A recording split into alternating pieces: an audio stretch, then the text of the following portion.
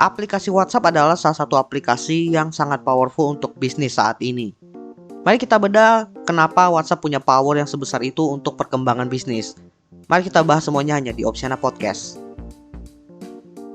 Nggak bisa dipungkiri bahwa WhatsApp itu sudah menjadi salah satu bagian dalam hidup kita, di mana WhatsApp itu menjadi salah satu aplikasi komunikasi yang paling sering digunakan. Semakin kesini, WhatsApp pun mulai mengeluarkan banyak fitur-fitur mutakhir yang sangat membantu kita para penggunanya. Dan gak sampai di situ aja, WhatsApp pun mulai mengembangkan arah bisnis mereka itu untuk mendukung para pebisnis atau para UMKM bahkan perusahaan besar. Dan terbukti langkah yang mereka pilih itu berbuah manis, di mana sekarang ini WhatsApp itu menjadi salah satu aplikasi yang powerful untuk perkembangan bisnis. Di sini gue akan bahas beberapa alasan yang membuat WhatsApp bisa sepowerful itu dan bahkan memiliki impact yang cukup besar untuk perkembangan bisnis. Kira-kira apa alasannya? Mari kita bahas alasan yang pertama. Alasan yang pertama tidak lain dan tidak bukan karena memang mereka itu sudah punya basis user yang banyak. Jauh sebelum aplikasi WhatsApp Business itu ada, sebenarnya WhatsApp itu sudah punya basis user dalam jumlah yang sangat besar, di mana posisinya itu mereka hanya berbasis aplikasi chatting biasa, belum memiliki banyak fitur-fitur yang mutakhir seperti sekarang ini. Dan bahkan ya, rencana pengembangan bisnis WhatsApp itu ke arah B2B sebenarnya didasarkan karena aktivitas yang dilakukan oleh user-user mereka di aplikasi chattingnya, yaitu para user berjualan di sana menggunakan fitur-fitur yang seadanya. Dan dengan fitur yang seadanya aja ternyata banyak transaksi yang berhasil dengan aplikasi WhatsApp, sehingga WhatsApp boleh berpikir bahwa ini akan menjadi potensi yang cukup baik untuk dikembangkan. Dan akhirnya WhatsApp pun memutuskan mengeluarkan WhatsApp Business, di mana sebenarnya secara tampilan itu tidak jauh berbeda dengan WhatsApp biasa. Sehingga untuk para penggunanya, itu ketika mereka melakukan transisi dapat dengan mudah, terutama untuk transisi bisnis mereka dari WhatsApp biasa ke WhatsApp Business. Tentunya dengan keputusan membuat aplikasi WhatsApp Business dan WhatsApp biasa yang tidak terlalu berbeda, itu adalah keputusan yang tepat. Karena apa? Karena pengalaman penggunaan aplikasi WhatsApp itu menjadi tidak berubah dan cukup menyenangkan karena sama. Yang membedakan tentunya adalah fitur-fitur eksklusif yang memang ditujukan untuk bisnis. Dan dengan memisahkan WhatsApp biasa dengan WhatsApp Business, tentunya ini sangat membantu para business owner untuk memisahkan antara konten-konten pribadi dengan konten-konten bisnis, sehingga ini sangat membantu dalam melakukan pelayanan terhadap konsumen. Dan dengan fitur-fitur yang mereka punya memungkinkan para bisnis memiliki beberapa akun customer service, sehingga pelayanan konsumen itu menjadi jauh lebih baik ketimbang dihandle oleh satu akun saja, bisa dihandle beberapa akun. Dan untuk para konsumen yang berkomunikasi dengan akun bisnis di sini, itu komunikasinya ya tidak jauh berbeda dengan komunikasi dengan akun non bisnis. Ya mungkin perbedaannya itu hanya di bagian nama aja, di mana ada nama bisnis dan ada centang, di mana centang itu melambangkan itu akun bisnis. Hanya itu sih perbedaannya.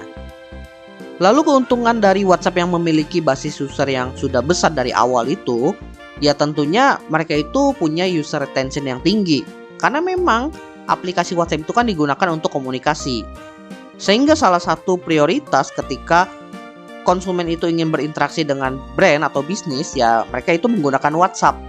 Terlebih kalau bisnis tersebut mencantumkan nomor WhatsApp sebagai salah satu media komunikasinya. Itu bisa menjadi prioritas yang utama bagi para konsumen. Dan keuntungan besar lainnya dari basis user yang banyak di sini adalah bahwa penggunanya itu kebanyakan orang-orang yang produktif atau orang-orang bekerja, di mana mereka menggunakan WhatsApp itu sebagai salah satu media yang membantu mereka dalam bekerja, entah komunikasi, entah berbisnis. Makanya jangan heran kalau WhatsApp nanti akan mengeluarkan fitur-fitur yang mendukung transaksi di dalam aplikasinya, karena memang itu sangat ngebantu para usernya untuk bertransaksi langsung di dalam aplikasi WhatsApp. Ya wajar aja sih, karena mereka tahu bahwa pengguna mereka itu adalah pengguna yang produktif, yang kerja, yang punya uang. Sehingga kalau mereka pengen dapat duit ya langsung aja ambil dari usernya itu dengan mengeluarkan fitur-fitur yang mendukung transaksinya. Sehingga uang yang berputar ya tetap di aplikasi WhatsApp. Jadi bisa dibilang dengan basis user yang banyak dari awal, itu sangat ngebantu WhatsApp untuk mengembangkan WhatsApp bisnisnya. Tapi tentunya kalau cuma bergantung dari basis user yang banyak, itu ya bisa dibilang hanya keuntungan awal aja. Alasan yang kedua kenapa WhatsApp itu powerful, karena ya memang mereka itu terus mengeluarkan fitur-fitur yang support terhadap bisnis, sehingga memang sangat powerful untuk bisnis. Kalau basis user tadi itu yang memberikan keuntungan di awal, fitur-fitur inilah yang membuat para business owner, UMKM, dan perusahaan besar itu terus menggunakan WhatsApp. Ini yang bisa dibilang nge-keep retentionnya. Bisa dibilang fitur-fitur yang ada di aplikasi WhatsApp Business itu adalah fitur-fitur yang 100% support terhadap bisnis, dimana fitur-fitur seperti katalog produk itu tidak bakal kita temukan di aplikasi WhatsApp biasa. Tapi dari sisi WhatsApp biasa, penggunanya itu bisa melihat produk-produk yang memang ditampilkan atau dijual oleh si akun bisnis, sehingga akun bisnis ini tuh udah nggak perlu tuh mengarahkan konsumennya itu ke tempat lain untuk melihat produk mereka, cukup lewat WhatsApp aja. Bisa dibilang integrasi antara WhatsApp dan WhatsApp Business ini sangat powerful, sangat sinkron, sehingga sangat ngebantu bisnis juga untuk berjualan. Selain menampilkan produk ya, ada fitur-fitur lain juga yang bisa dibilang sangat powerful di sini.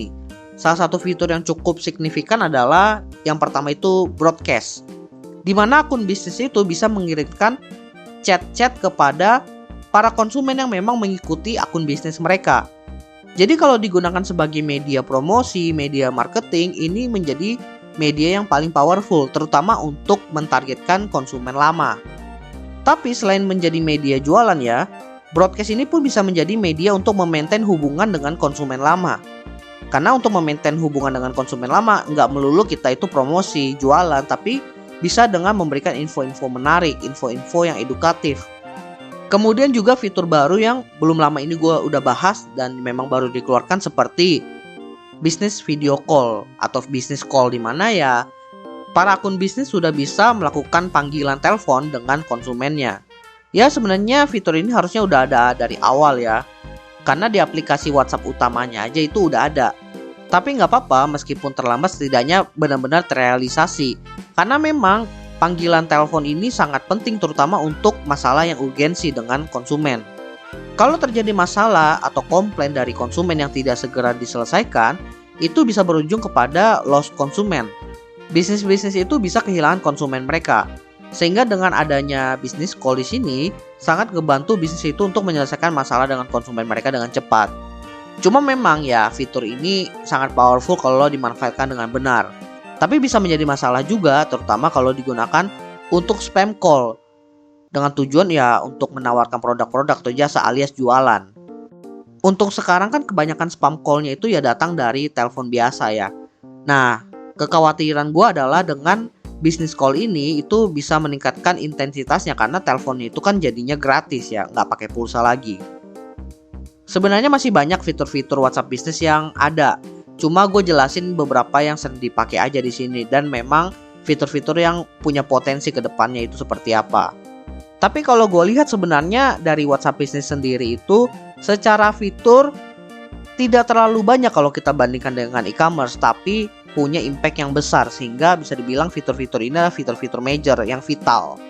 Makanya dia itu impactful banget untuk perkembangan bisnis terutama yang baru merintis. Bagaimana dengan bisnis-bisnis besar atau perusahaan-perusahaan besar? Tentunya menggunakan WhatsApp Business itu memberikan keuntungan buat mereka. Tapi untuk perusahaan besar mereka bisa mengeksplor WhatsApp Business itu lebih jauh. Alasan yang ketiga, mereka bisa mengintegrasikan dengan sistem internal mereka. Ya, kalian gak salah dengar, integrasi. Ketika perusahaan besar itu sebenarnya udah punya aplikasi sendiri, tapi mereka itu ingin mengembangkan sistem internal mereka tanpa melalui proses yang panjang. Makanya mereka itu memanfaatkan WhatsApp Business. Biasanya aplikasi internal yang diintegrasikan dengan WhatsApp Business di sini adalah aplikasi-aplikasi yang memang menunjang operasional bisnisnya. Biasanya itu yang pertama marketing, yang kedua CRM atau aplikasi yang memaintain relation dengan konsumen, dan yang ketiga sistem internal yang bisa dibilang punya proses yang vital. Gue coba jelasin satu-satu secara singkat ya. Kalau aplikasi internal marketing itu tentunya ya mereka itu mengirimkan promosi-promosi atau mungkin penawaran-penawaran menarik untuk konsumennya. Dimana dengan integrasi bersama WhatsApp itu, mereka itu tinggal buat pesannya di aplikasi mereka, kemudian nanti akan di broadcast melalui WhatsApp tanpa mereka itu perlu buat manual di aplikasi WhatsAppnya itu lagi. bisa dibilang udah terintegrasi dengan sangat baik sehingga prosesnya itu seamless. Mereka nggak perlu gonta-ganti aplikasi antara aplikasi internal kemudian WhatsApp bisnis lagi, karena sudah satu jalur. Kalau untuk aplikasi CRM itu sebenarnya nggak jauh berbeda sih dengan aplikasi marketing tadi. Cuma tujuannya di sini itu untuk memaintain relation dengan konsumennya. Atau mungkin juga bisa aplikasi yang berhubungan dengan tunggakan atau tagihan, di mana nanti sistemnya tersebut akan secara otomatis mengirimkan notifikasi kepada konsumennya melalui WhatsApp, yang isinya itu entah tagihan, entah informasi seputar perubahan layanan, entah loyalty program, pokoknya hal-hal yang berhubungan dengan konsumen tapi bukan untuk jualan atau promosi. Lalu yang ketiga, integrasi dengan aplikasi yang bisa dibilang vital. Vital di sini itu sebenarnya lebih ke proses operasional yang sebisa mungkin tidak boleh terputus, karena bisa berdampak kepada berhentinya keseluruhan bisnisnya. Misalnya untuk restoran itu, stok kan nggak boleh sampai habis ya baru mesan. Biasanya bisnis restoran itu ketika stoknya sudah sampai jumlah tertentu harus mesan lagi, karena ya ada proses pengirimannya, ada proses pengecekan barangnya, penyesuaiannya, bla bla bla bla, sehingga mereka itu harus ngeset limitasinya sebelum memesan. Cuma ketika stoknya tersebut sudah sampai limit tertentu, kadang-kadang kan ya namanya manusia sering kelupaan ya. Nah, disinilah fungsinya WhatsApp Business, di mana mereka itu bisa mengirimkan notifikasi kepada business owner bahwa stoknya itu sudah sampai batas yang berbahaya sehingga mereka itu harus memesan lagi. Itu contoh simple ya. Kalau untuk sistem IT pun bisa integrasinya, di mana ketika ada finding, ada bug, ada permasalahan dalam sistem mereka itu bisa mengirimkan log error tersebut ke WhatsApp sehingga memberikan informasi kepada para IT-nya. Dan masih banyak lagi contoh-contoh penggunaan WhatsApp Business tergantung kebutuhan yang dibutuhkan oleh perusahaan tersebut. Karena memang ya aplikasi WhatsApp seseamless itu kalau memang digunakan untuk integrasi dengan sistem internal. Oke, jadi itulah beberapa alasan kenapa WhatsApp itu sangat powerful untuk mendukung perkembangan bisnis. Nggak bisa dipungkiri bahwa makin kesini WhatsApp itu semakin mengarahkan fitur-fitur yang mereka keluarkan itu untuk perkembangan bisnis, dengan tujuan ya untuk meraih pundi-pundi keuntungan. Tapi nggak bisa dipungkiri juga bahwa fitur-fitur yang mereka keluarkan itu sangat inovatif dan sangat mensupport bisnis sehingga bisa grow dengan sangat baik. Jadi bisa dibilang kata kunci yang membuat WhatsApp itu powerful adalah impact mereka kepada para bisnis. Sehingga nggak heran WhatsApp itu menjadi aplikasi yang powerful untuk bisnis, bahkan disegani oleh para business owner sampai sekarang ini. Semoga ini bisa menjadi pelajaran untuk para apps developer, kemudian startup, di mana ketika ingin mengeluarkan fitur itu mulai fokus kepada impact yang bisa diberikan kepada konsumennya, dan mulai melihat habit-habit yang dilakukan oleh penggunanya yang bisa menjadi kunci untuk mengembangkan aplikasi itu ke depannya, seperti yang dilakukan oleh WhatsApp. Nggak usah ngeluarin fitur yang terlalu banyak, nggak usah ngeluarin fitur yang sok keren-keren, yang penting itu adalah impactful. By the way teman-teman, jangan lupa follow Instagram dan juga akun TikTok Opsiana Podcast di @opsianamedia, karena di sana akan ada konten-konten menarik dan juga yang bermanfaat buat teman-teman semuanya. Dan juga kalian akan mendapatkan update dari Opsiana Podcast kalau nantinya ada episode terbaru yang rilis. So, jangan sampai teman-teman ketinggalan sama update-nya.